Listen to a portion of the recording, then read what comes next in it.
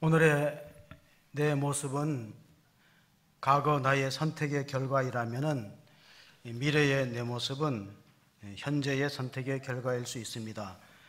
당신의 결정은 당신의 미래입니다. 성가대가 조금 못 봤을 것 같아요. 앞에 화면이 지금 모니터가 뜨지 않습니다. 서양 속담에 차선은 최선의 적이라는 말이 있습니다. 이것은 우선순위의 중요성을 강조하는 말씀입니다. 20세기 천재 물리학자 아인슈타인 한 말로 전해지고 있습니다. 어제와 똑같이 살면서 다른 미래를 기대하는 것은 정신병의 초기 증세다. 사도 바울은 에베소 교인들을 향해서 이런 말씀을 하셨습니다. 에베소서 4장 22절 24절까지 보시면 너희는 유혹의 욕심을 따라 썩어져가는 구습을 쫓는 옛사람을 벗어버리고 오직 너희의 심령이 새롭게 되어 하나님을 따라 의와 진리의 지으심을 받은 새 사람을 입으라. 그렇습니다. 구원을 받는 것도 중요한 사건이지만은 구원 이후에 우리가 어떻게 살아가느냐도 관심을 가져야 될 때가 되었습니다. 오래전에 베스트셀러로 알려진 성공하는 사람들의 7가지 습관이라는 책이 뒤에 후속편이 나왔는데 그게 소중한 것을 먼저 하라는 제목입니다. 스티븐 코비의 소중한 것을 먼저 하라는 그 서론에 보면 일부가 뭐냐면 시계와 나침판이라는 제목입니다. 이 스티븐 코비의 딸이 결혼해갖고 자녀를 셋 낳았어요. 그래서 아버지한테 불평을 했습니다. 너무 속상해요, 아버지. 제가 얼마나 이 아이들을 사랑하는지 알 수 없지만은 아버지도 아시는 것처럼 이 아이는 내 시간을 몽땅 다 뺏어가고 있어요. 저는 다른 일을 하나도 할 수 없어요. 해야 될 일도 있고 또 자기가 원하는 프로젝트도 있고 또 집안에 급하게 처리할 일들이 있지만 이 세 아이, 특별히 막내 때문에 내가 아무것도 할 수 없다고 불평을 했을 때 소중한 것을 먼저 하라던 저자였던 스티븐 코비가 하는 말이 얘야 그냥 마음을 편안하게 먹고 자꾸 너가 기대를 할수록 좌절감이 커지니까 마음을 편안하게 먹고 이 새로 태어난 아기하고 즐겁게 지내는 거야. 그게 우선순위야 하고 일러주었다는 것입니다. 그렇습니다. 피할 수 없으면 어떻게 해요? 즐기는 자세가 필요합니다. 제가 오래전에 우리 첫째가 근무하는 데가 그 해병대 강화 초소였습니다. 그래서 거기서 이제 정신교육을 하기 위해서 아버지가 목사라는 걸 알고 한번 와달라 그래서 운전해갖고 갔습니다. 그래 그 부대원들을 해병대의 장병들을 모아서 그 초소의 부대원한테 제가 그 얘기했어요. 피할 수 없으면 즐기라. 걔네들이 축구를 열심히 즐기더라고. 그 다음부터는 어차피 군대 해야 되는데 투덜거리면 뭐 하겠습니까? 피할 수 없으면 즐기는 자세가 중요한데 성공하는 기업의 3가지 요소가 있습니다. 그게 제가 3C라고 표현을 했는데 첫째 C가 뭐냐면은 우리가 선택을 잘해야 되겠죠. 초이스. 그 다음에는 기회를 놓치지 말아야 돼요. 기회를 잘 붙드는 찬스를 잘 붙들어라. 그리고 도전해야 된다. 챌린저. 미국의 유수한 그 경영학자들이 대한민국을 보고 놀라는 게 뭐냐면은 세계에서 기업가 정신이 가장 강한 나라가 미국이 아니라는 거예요. 그건 피터 드러커도 얘기했고 제네릭 일렉트릭 사장이었던 잭 웰치가 세계 여러 나라를 다니면서 한국이 세계에서 기업가 정신이 가장 강하대요. 말하자면 모험하고 도전하는 게 있다는 것입니다. 얼마나 다양한 일이고 축복받은 일입니까? 우선순위의 중요성에 대해서 오늘 우리가 잘 아는 말씀 한번 같이 읽습니다. 마태복음 6장 33절 말씀입니다. 같이 보시면은 그런즉 너희는 먼저 그의 나라와 그의 의를 구하라. 그리하면 이 모든 것을 너희에게 더하시리라. 아멘. 자, 순간의 선택이 10년을 좌우한다는 가전제품 광고를 들어보셨을 겁니다. 저는 어릴 때 이런 말 들었어요. 어머니로부터 장 못 담그면 1년 고생이지만 신랑 잘못 만나면 평생 고생이다. 아마 제가 그런 소리를 많이 들었는 거 보니까 엄마는 좀 힘들게 사셨던 것 같아요. 선택이 중요하죠. 창세기 보면 선택에 대한 내용들이 몇 가지 있는데 그 중에 하나가 우리가 룻이라는 여성이 있고 롯이라는 남성이 있어요. 이름 비슷하지만 달라요. 롯은 여성이에요. 여성은 남편이 죽고 시어머니를 공경하기 위해서, 잘 효양하기 위해서 고향인 베들레헴으로 돌아와서 예수님 족보에 갑니다. 모압 여인인데 예수님 족보에 선택을 잘한 겁니다. 오르반은 친정으로 돌아가 버렸어요. 자, 순간의 선택이지만은 한 사람은 예수님의 족보에 오르고 그가 보아스와 결혼해서 오벳을 낳고 오벳은 이새를 낳고 이새는 다윗을 낳았으니까 다윗의 증조모가 되고 마태복음 족보에 오르는 그런 훌륭한 선택을 한 거예요. 그게 룻이라는 여성이에요. 근데 이름이 비슷한 롯이라는 사람은 무슨 선택을 했는가? 창세기 우리가 13장 10절에 보면은 아브람과 조카 롯이 가축이 많아서 갈등이 생깁니다. 이에 롯이 눈을 들어 요단 지역을 바라본즉 소알까지 온 땅에 물이 넉넉하니 여호와께서 소돔과 고모라를 멸하시기 전이었으므로 여호와의 동산 같고 애굽 땅과 같이 비옥하고, 애굽 땅이 문명이 발전한 이유가 뭐 라일강을 끼고 있고 농사가 잘 돼요. 삼각주에서 엄청난 그런 곡창지대가 형성되었던 것입니다. 그러니까 이 롯은 자기 눈으로 선택했어요. 여러분, 우리가 눈으로 선택해서 실수할 수 있습니다. 어쩌면 우리가 하나님의 말씀을 따라 선택하지 않고 눈을 따라 선택했더니 지금은 좋은 땅이에요. 정말 대박이 날 것 같은 땅인데 나중에 보니까 그 땅이 어떻게 됐어요? 불바다가 됐어요. 심판받아서 소돔과 고모라 성이. 그게 창세기 19장 2절 26절을 보면요, 그래서 롯이 거기서 불바다가 되는 심판의 땅을 벗어나기 위해서 소알이라는 작은 성읍이라는 뜻입니다. 그걸로 피신 가는데 아내는 롯의 아내는 뒤를 돌아보았으므로 소금기둥이 되었더라. 사회 근방에 가니까 어떤 순례자가 이런 얘기를 하더라고. 여기 서 있는 기둥 같은 게 그게 창세기에 나오는 소금기둥이었다. 확실한 고고학적 근거는 있는지 모르지만 어쨌든 롯의 처는 뒤를 돌아봤습니다. 왜 돌아봤을까요? 예? 왜 돌아갔을까요? 쌓아놓았던 물질이 아까워서 돌아간 거예요. 미련을 버리지 못하고. 그것 때문에 소름기둥이 되고, 그리고 롯은 두 딸과 관계를 통해서 모압과 암몬 족속을 만들어냅니다. 이처럼 선택이 참으로 중요한데, 우리가 아브라함과 롯은 처음으로 출발할 때부터 목표가 달랐어요. 그걸 무엇을 볼 수 있냐면은 창세기 12장 4절을 보시면은요, 이에 아브라함은 여호와의 말씀을 따라갔고, 그렇게 기록되어 있습니다. 아브라함은 여호와의 말씀을 따라갔고 롯도 그와 함께 갔다. 난 롯도가 이때부터 있었다는 걸 알았어요. 롯도 그와 함께 들어. 롯의 관심은 오직 물질이었어요. 그러니까 실패할 수밖에 없어요. 이게 어디로부터 출발하느냐가 참으로 중요합니다. 아메리카 대륙을 보면은 원래 아메리카 대륙을 개척하려고 갔던 사람은 북쪽이 아니고 남쪽에, 남미 쪽에 먼저 갔어요. 스페인 사람들이 많이 몰려갔다는 거예요. 그 사람들의 목적이 뭐냐면 황금이에요, 황금. 어디 금이 묻혀있는 지하자원. 그래서 남미 쪽은 보면 지하자원도 많고 물이 넉넉했습니다. 북쪽 사람들, 지금 미국과 캐나다는 잘 살고 남미는 가난해요. 아르헨티나, 칠레, 브라질 이런 쪽은 국민소득이 낮습니다. 그래서 로저 밥슨이라는 미국의 기자가 전직 대통령 아르헨티나 대통령한테 물어봤어요. 아르헨티나 대통령, 당신은 국민들한테 상당히 신망을 받는데 당신의 생각하기로는 조상들이 먼저 남미 쪽을 갔는데 왜 북쪽이 잘 산다고 생각합니까? 질문했을 때 이렇게 말했어요. 우리 조상들은 스페인 사람들이 넘어왔는데 황금을 찾아왔다. 그런데 북쪽 사람들은 영국의 청교도들이 메이플라워를 타고 올라갔는데 그 사람들의 목적은 뭐냐면은 하나님을 신앙하는 거예요. 자, 위쪽의 사람은 가시 목적이, GOD가 목적이었어요. 남쪽 사람은 GOLD가 목적이었어요. 이게 엄청난 격차를 가져오는 거예요. 그러니까 여러분이 지금 어떤 가치관을 갖고 살아가느냐에 따라서 후손들이 달라질 것을 믿으시기 바랍니다. 지금 작은 선택과 작은 결정이 우리 당대로만 끝나지 않습니다. 마태복음 6장 23절에 보면은 24절입니다.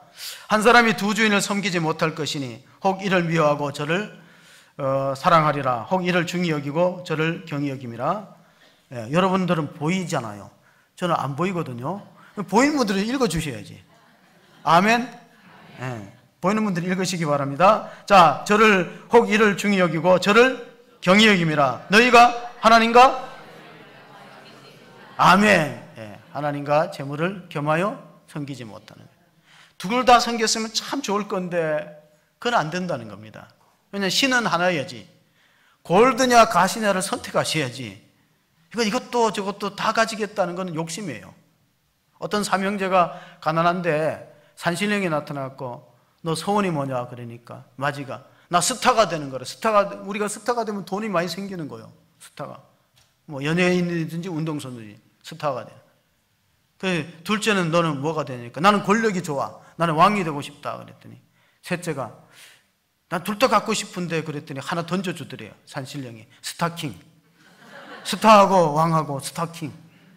그러니까 다는 안 되는 거예요. 어느 걸 먼저 결정하는 게 중요한데 마태복음 6장 27절을 보시면요 뭐라고 되어 있습니까? 너희 중에 누가 안 나왔습니까? 오늘 이게 처음으로 이거 공사를 해갖고 잘 안 맞는 것 같아요. 다음 주에는 잘 맞을 것 같은데 너희 중에 누가 염려함으로 그 키를 한 자라도 더 할 수 있겠느냐. 여기서 키를 성경 밑에 주석을 보면 목숨이에요. 그러니까 걱정한다고 하루 더 살겠느냐는 거예요. 티베트 사람들이 이런 속담이 있어요. 걱정한다고 걱정이 없어질 것 같으면 걱정이 없겠네. 티베트 사람들이 아주 좋은 속담을 만들어냈다. 걱정한다고 너가 염려하고 걱정한다고 해갖고 그래서 목숨을 하루라도 더 연장하겠느냐. 옛날에 우리는 너무 가난했기 때문에 아침에 자고 일어나면 인사가 뭐예요? 안녕하세요 다음으로 많이 하는 인사가 뭐였죠? 진지해. 식사라고 하면 안 되고 어르신들은 진지 잡수잖아요. 그만큼 못 먹었어요. 버릿고기가 있고 못 먹었어요. 그러니까 우리가 뭐든 먹는데 관심을 가져야 되는데 생각해 보세요. 1964년생이 있죠. 여기 64년생. 64년생 계신가요? 64년생이 원래 55세, 55이에요.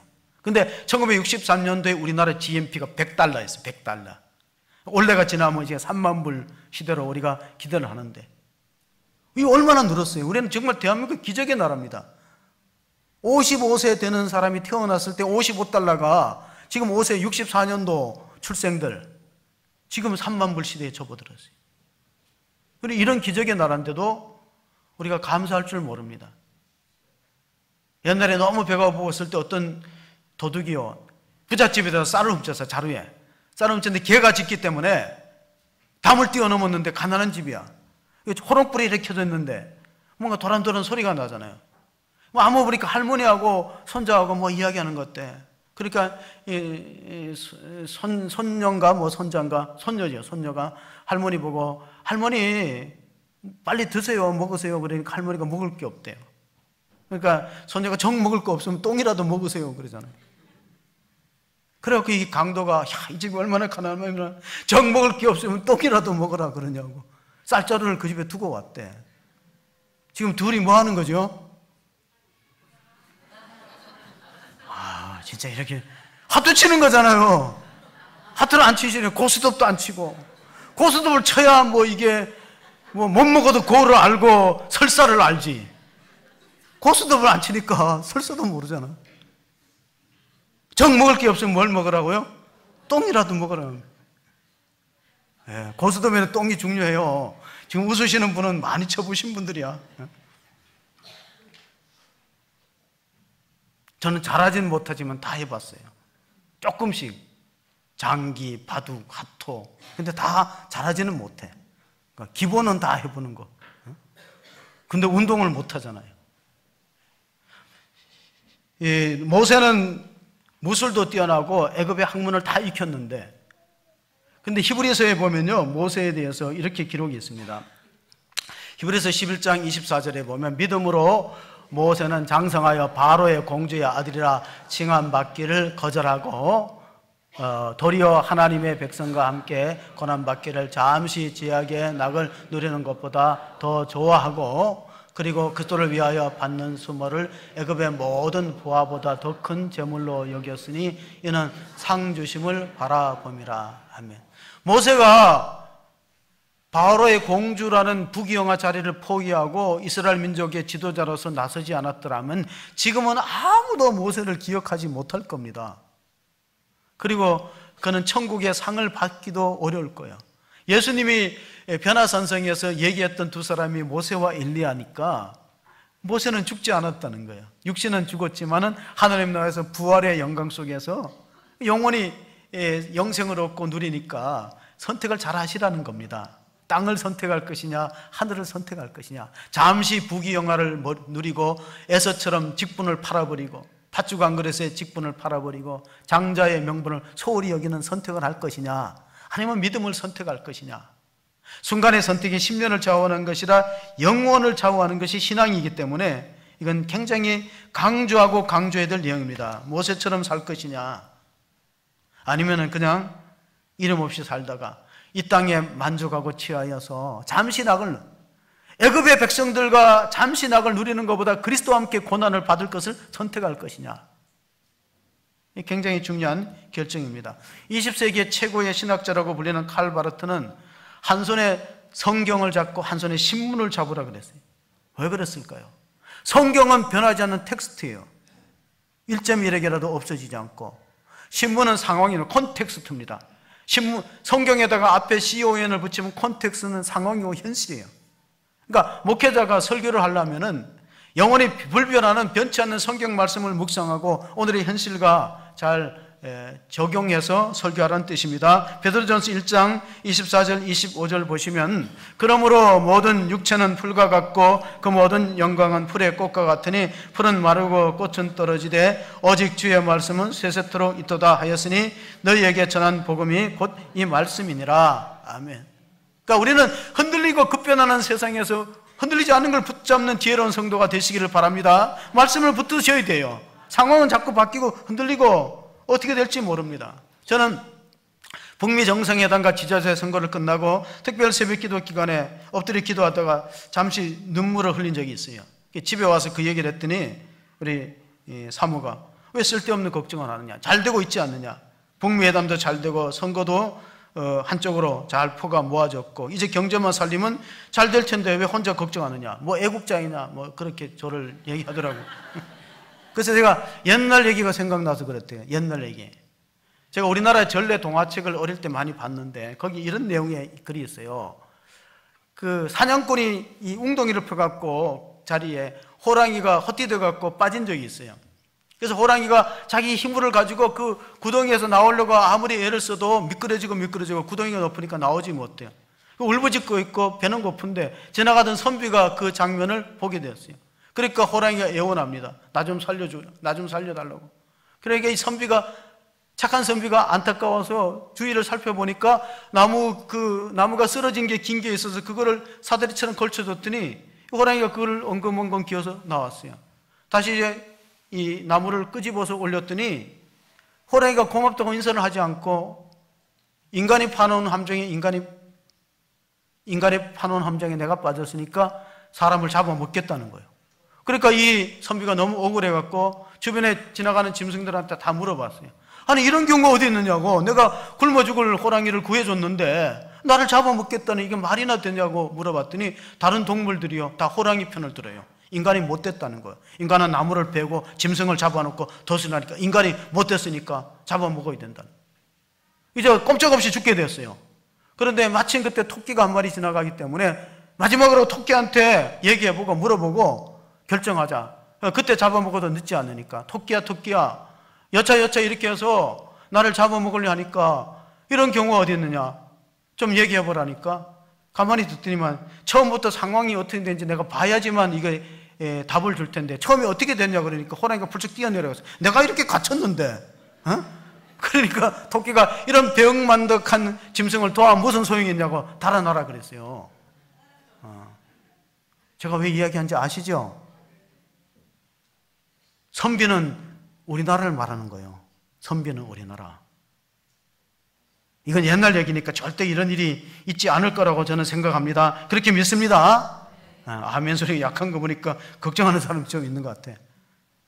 왜 이런 얘기를 하고 제가 잠시 나를 위해서 기도했는지, 여러분 이런 일은 절대 옛날 얘기지 생기지 않을 것입니다. 상해에 가면 홍구공원이 있어요.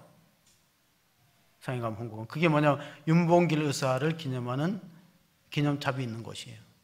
아시아 근대사를 보면 두 가지 기적이 있어요. 하나가 뭐냐면은, 가만히 보세요. 아시아 역사 가운데 두 가지 기적이, 첫째가 뭐냐면은 중국이 공산국가가 된 게 기적이고 대한민국이 공산국가가 안 된 게 두 번째 기적이에요. 왜냐하면은 중국은 공산국가가 되기 힘든 나라예요. 땅덩어리도 넓고 실용주의 노선을 이미 아마 채택을 했기 때문에. 그런데 왜 했냐면은 이 모택동이라는 사람이 장개석과 전투를 벌이고 국민정부가 무력해갖고 부패해갖고, 그러니까 결국 국민정부가, 장개석이 이끄는 국민정부가 부패하니까 공산화가 된 거예요.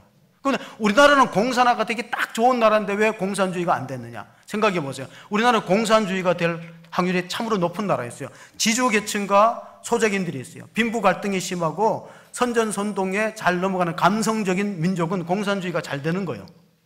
여론 정치가 되기 때문에. 그러니까 우리나라는 반드시 공산주의가 될 수밖에 없는 요소를 갖고 있었어요. 또 하나는 당시에 지식층들이 거의가, 엘리트들 지식층들이 거의가 칼막스 이론에 심취되어 있어요. 이런 좋은 세상, 다 같이 잘 사는 세상을 만들자는 이론에 심취되어 있기 때문에 우리나라는 정말로 공산화가 되어야 되는 나라인데 우리 지금 자유를 누리고 있잖아요. 이게 아시아의 두 가지 기적이에요. 홍구공원에 가면 윤봉길 의사가 일본의 그 천황 생일 때 총사령관과 그 사람들이 기념식 할 때 도시락 폭탄을 던졌어요. 그리고 윤봉길 의사는 처형됐죠. 안중근 의사는. 근데 그때 윤봉길 의사 나이가 25이었어요. 그가 집을 떠나면서 이런 얘기를 했대요. 남자가 일을 이루기까지는 절대로 돌아오지 않는다. 장부출가 생불안. 장부출가 생불안이란 한 문자는 장부가 집을 떠나면 일을 이루기 전까지는 돌아오지 않는다. 결국 불기의 객이 되고 말았는데, 그때 당시에 장개석이 뭐라 그랬냐면은 우리 중국의 100만 군대보다가 한국 청년이 장하다 그랬어요. 우리가 공산화 안 되는 것 중에는 우리나라는 인물들이 있었다는 거예요. 애국자들이 있었다는 거예요. 중국의 100만 군대보다가 이 조선의 청년이 더 장하다. 안중근 의사가 이토 히로부미를 저기했을 때 일본의 사람들이 탄식했대. 중국 사람들이. 우리나라는 인구가 이렇게 많고 젊은이들이 이렇게 많은데 안중근만한 사람 없다. 다시 시계를 거꾸로 돌려서 우리가 그 1951년도 1.4.5 때로 돌아가면요, 그때 가장 치열한 전투가 장진호 전투입니다. 유엔군들, 특별히 미 해병대가 철수밖에 없었는데, 그때 저는 어릴 때 우리나라에서 가장 추운 데가 중강진이라고 배웠어요. 지리 시간에. 영하 40도, 보통 30도, 40도가 되는 중강진인데, 중강진 가까운 곳에 이제 그 또 우리가 흥남부두, 우리가 잘 아는 여기가 이제 1.4.5 대때 장면입니다. 저 옆에 있는 배가 메리더스 빅토리아호입니다. 마지막 다 철수하고 해병대가 철수하고 마지막 배가 남았는데 이 상선에서 탈 수 있는 거, 화물을 다 빼고 군수 화물을 빼고도 탈 수 있는 사람이 최대한 많이 타야 2,500명 타면은 최대한 타는 거예요. 군수 물자를 다 빼내고도 이 메리디스 빅토리아호의 최대 승선이 2,500명인데 그때 우리나라의 1군단 사령관이 김백일 장군이 그 사령관에게 호소했습니다. 아몬드 장관에게. 여러분 국제시장의 영화 보면 앞부분에 나옵니다. 현봉학이라는 사람이 그 통역해갖고 최대한 태워보자. 어린아이 여성이고 최대한 태워보자. 14,000명을 태웠어요. 14,000명. 그리고 그 14,000명이 어디로 왔냐면 이틀간의 항해 끝에 거제도에 왔습니다. 근데 그 이틀 동안에 그 14,000명의 배에서 어린아이가 4명 태어났는데 아이들의 이름을 김치 1, 2, 3, 4, 5로 지었어요. 지금은 다급한 판에 이름 지을 경황도 없고 피난민의 속에서 남자들은 거의 서 있었대요. 누우면 자리가 좁으니까. 그렇게 해서 왔는데 김치 1, 2, 3, 4, 5로 5명의 아이가 배 안에서 태어난 거예요. 그리고 김치 5가 이름이 이경필이라는 이름을 갖고 있습니다. 자, 제가 이제 여름 수련회가 부산으로 갈 계획인데 부산 세계로 교회를 가는데 우리 답사팀들이 가서 이 거제도 포로 수용소를 찍어왔어요. 제가 이 말씀을 드리는 이유는 뭐냐면 문재인 대통령 부모님이 메리더스호, 빅토리아호 타고 거제도에 와서 문재인 대통령이 남한에서 태어난 겁니다. 우리는 역사를 알고 현실을 잘 보셔야 돼요. 역사. 만약에 그렇게 미군들이 군수물자를 빼가면서까지 우리 민간인을 태우지 않았더라면 그러면은 우리 역사의 판도가 어떻게 됐을까? 저는 개인이나 민족이나 공동체나 은혜를 모르는, 감사할 줄 모르는 사람들은 희망이 없다고 봐요. 미래학 연구하는 최윤식 박사가 최근에 퓨처 리포트라는 한반도 새로운 역사의 책을 썼습니다. 최윤식 박사는 좀 관심을 가져야 되는 게, 이 사람이 미래학에 대해서 굉장히 연구를 많이 한 사람이에요. 지금 한국의 미래는 어떻게 될 것이냐, 특별히 이제 북미 정상 후에 한반도 앞으로 미래는, 북한이 지금 이제 그 평화협정이 체결되고 한국에서는 이제 민간 기업이 들어갈 수 있지만 미국의 투자가 들어가면은 어느 정도로 성장 안 하면 북한은요 연평균 10% 이상 고도 성장을 할 수 있습니다. 앞으로는 이게 유라시아 철도가 깔리고 미국의 기업이 투자하고 또 한국의 신뢰도가 높아지면은 북한은 1년에 10% 이상의 고도 성장을 할 수 있습니다. 이게 왜 중요하냐면은 이렇게 되면은 우리가 통일 비용을 많이 절감할 수 있는 효과가 있어요. 지금 통일 비용을 산출하는데 3,600조 정도로 산출하고 있습니다. 근데 북한을 급속도로 통일하는 것보다는 이 북한에 대해서 경제 개발을 주면서 그들이 자립할 수 있는 그런 여건을 만들어야 되는데, 우리 아는 게 뭐냐면은 북한이 이렇게 해외 문화가 들어가고 그렇게 되면은 혹시나 어떤 체제에 불안이 올 것이냐, 그걸 굉장히 염려하기 때문에 자꾸 체제를 보장받으려는 거예요. 국가의 정통성을 인정받고 어느 정도 성공했습니다. 저는 북한은 그런 면에서는 상당히 얻을 것을 많이 얻었다고 생각해요. 정통성을 인정받고 국가 체제를 보장받고. 그런데 이제 다음 세대가 중요한데, 북한의 경제는 장마당 경제입니다. 원래 장마당을 단속해 봤지만은 소용이 없는 것이, 사람들이 먹을 게 없고 배급이 끊어지니까 여기서 감자 심고 저쪽 집에는 고구마 심어요. 그럼 서로 물물 교환하니까 장마당 터에서 교환해 시장이 형성될 수밖에 없고, 이제 국가에서 관주도로 통제할 수가 없어요. 750개 이상의 장마당이 계속 뻗어나가니까 결국 이제 자본주의 어떤 흐름이 들어오고 있는 거예요. 이제 이 정도는 이제는 장마당이 없는 게 없대요. 배달도 되고 뭐 다 된다는 거예요. 장마당에서 안 되는 게 없다는 거예요. 우리나라 원래가 배달의 민족이기 때문에 배달은 잘하잖아요. 뭐 전화하면 다 배달되고 이런 시대가 돼요. 그리고 이제 김정은 위원장이 84년도생입니다. 1984년도. 우리 첫째 아들하고 똑같이 84년도생이에요. 근데도 대단한 인물입니다. 왜냐하면은 지금 북한의 사람들은요, 김일성 대학에 가서 공산당 간부가 되는 것보다가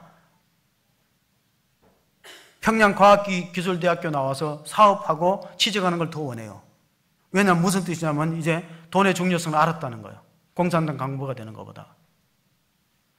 그리고 또 이제 젊은 사람들은요, 김일성, 김정일, 김정은 찬양가를 안 부르고, 요즘에 10대, 20대는 누구 노래를 부르냐면 북한에도 이미 인터넷으로 다 들어갔어요.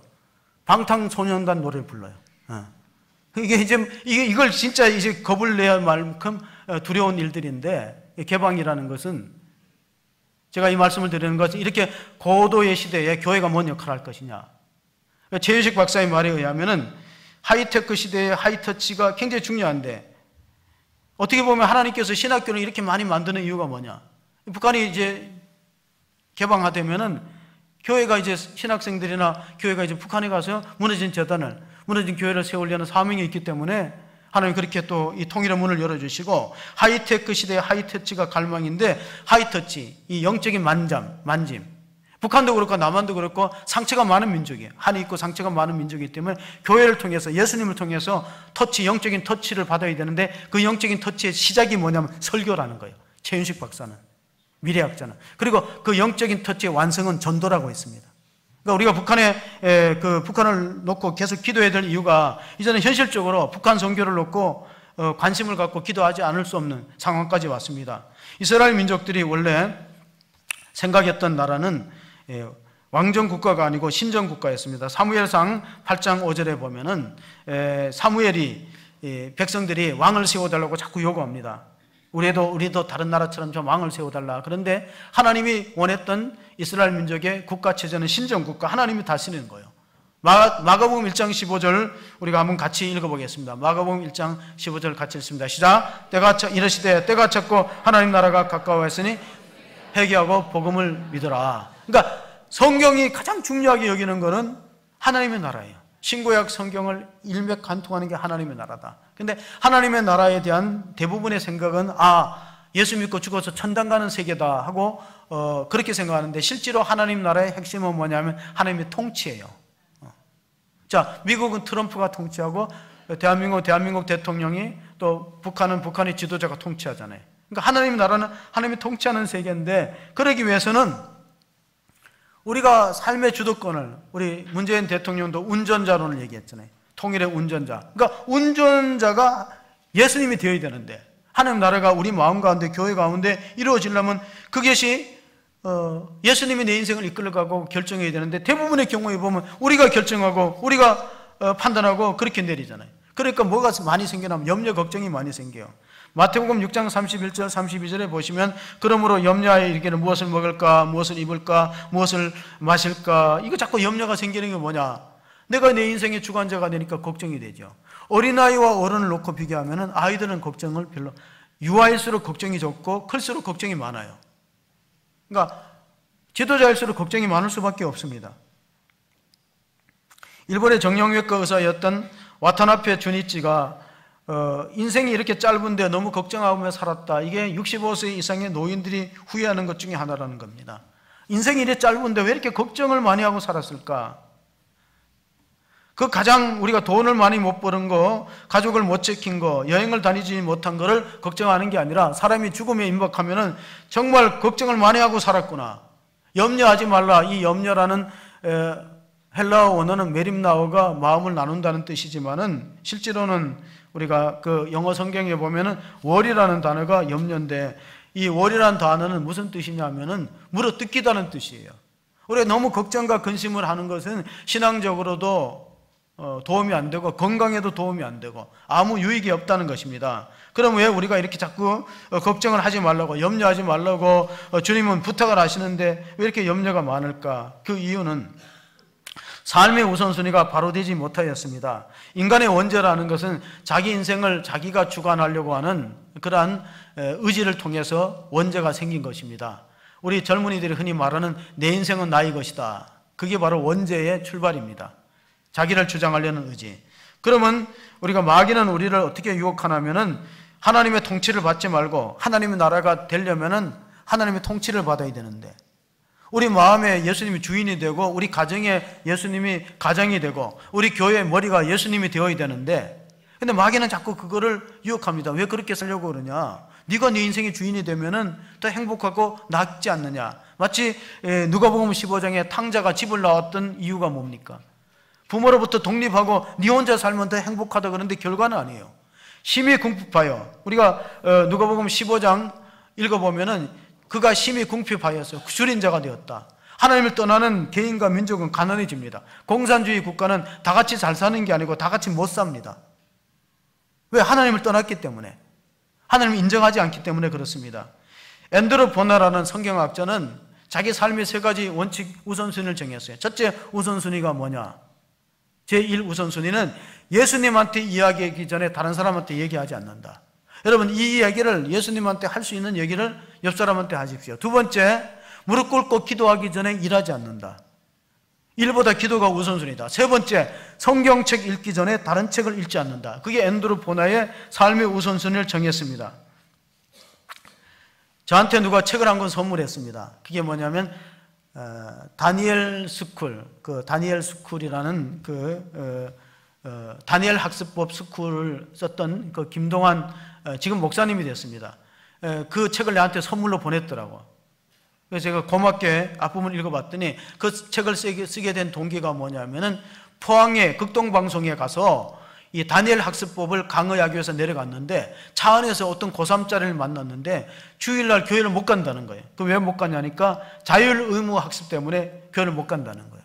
이거 우선순위가 바뀌어야 됐다고, 자기가 대안학교 형식으로 성경을 먼저 가르치고 그 다음에 세상 학문을 가르쳐야 되겠다. 그래서 다니엘 학습 스쿨이라는 게 생겼습니다. 아마 거기에는 앞으로 이제 세계적인 리더들이 나올 가능성이 있는 게 뭐냐면은 아침에 새벽 기도를 합니다. 고등학생들이 잠이 얼마나 많아요. 근데 새벽 기도를 해요. 대안할게. 그리고 새벽기도 하고 구호를 외칩니다. 오늘 또 생명 바쳐 주를 위해 죽도록 공부하겠습니다. 오늘 또 하나님께 효도하겠습니다. 부모님께 효도하겠습니다. 21세기의 다니엘이 되겠습니다. 오늘 또 하나님 안에서 행복하고 즐겁고 치열하게 공부하겠습니다. 하나님을 경외하는 사람이 되겠습니다. 이게 새벽기도 끝나고 구호 외치고 공부해요. 이런 학교에서 정말 글로벌 리더가 나올 가능성이 있습니다. 요즘에 이런 말이 있습니다. 10대에는 철이 없고 20대는 답이 없고 30대는 집이 없고 40대는 돈이 없고 50대는 일이 없고 60대는 낙이 없고 70대는 이가 없고 80대는 처가 없고 90대는 힘이 없고 100대는 다 필요 없다. 죽을 파인데 뭐다. 남자들이 4월을 마치면 거울을 보면 10대는 뭘 보냐면 얼굴을 봐요. 20대는 이 가슴을 보고 30대는 복근을 봐요. 40대는 불룩 나온 배를 보고 50대는 안 쳐다봐요. 예. 쳐다봐야 뭐 소용없잖아요. 여러분, 하나님의 나라를 우리가 하나님이 통치라고 봤을 때 저는 우선순위가 중요한데, 이 축구 월드컵이 이제 진행되는데 축구 경기에 양대 산맥이 있어요. 누구냐면은 리오넬 메시하고 호날두예요. 호날두는 이번에 스페인하고 극적으로 헤드트릭을 하면서 프리킥을 성공해서 3대3 만들어서 무승부를 했는데, 지금 이 아르헨티나는 이 메시가 PK도 실축했죠. 제가 어제 설교 때 보지는 못했는데, 이 아르헨티나랑 싸웠던 나라가 아이슬란드? 인구가 1,000씩밖에 안 돼요. 그리고 월드컵에 첫 번째 나왔는데 얼마나 잘해요. 호날두의 좋은 점이 뭐냐면, 호날두도 문제가 있는 선수인데 호날두의 좋은 점이 뭐냐면 문신을 안 해요. 우리나라는 실력이 안 되는데 뭐 머리 염색하고 문신하고 공부 못하는 애들이 머리 염색하더라고. 근데 왜 호날두는 문신을 안 하는 이유가 있어요. 자기는 1년에 적어도 2차례 이상 헌혈하는데 문신하고 헌혈하면은 오염, 감염되기 때문에 헌혈 안 해요. 이게 중요한 거예요. 문신을 안 하는 이유가 헌혈, 피를 나눠주기 위해서. 개인적으로 저는 호날두를 좋아하지 않고, 저는 개인적으로 메시가 정말 그 축구의 메시아라고 할 만큼 공을 잘 차는 사람이에요. 이번에는 실수를 했어요. 호랑이도 나무에, 원숭이도 나무에 떨어질 것처럼. 자, 저희 이제 월드컵이 우리나라가 18일을 하는데 저는 이런 생각을 갖고 있어요. 이제 결론 부분입니다. 뭐냐면은 국가대표 선수는 어저께 아이슬란드 대표 선수처럼 죽기 살기로 해야 돼요. 동네 조기축구 같으면은 슬슬 쉬어가면서 하면 돼요. 근데 한 나라를 대표하면 죽기 살기로 해야죠. 우리는 못 이겨도 돼요. 우리 국민들은 마음이 좋기 때문에 못 이겨도 저도 괜찮아요. 죽기 살기로 해야 되는데 그게 없어.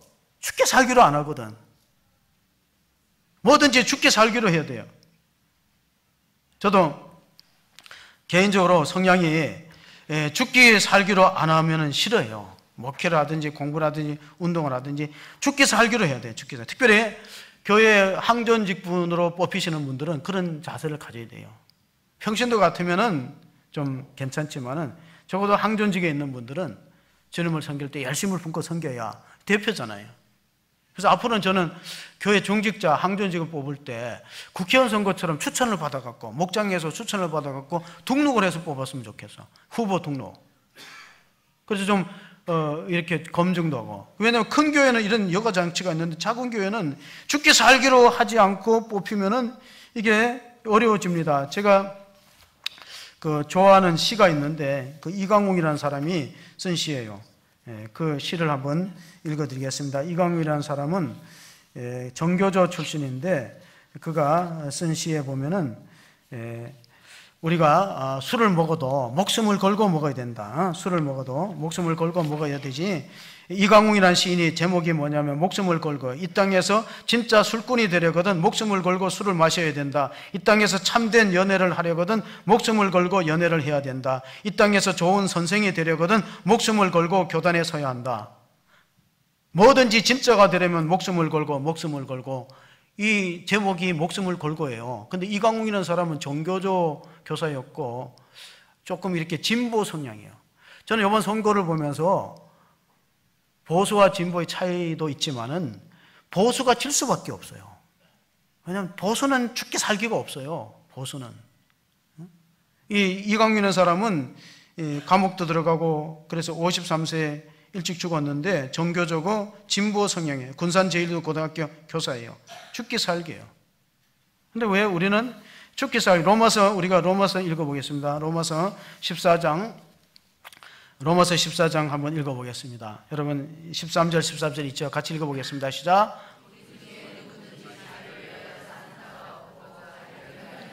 자도 없도다.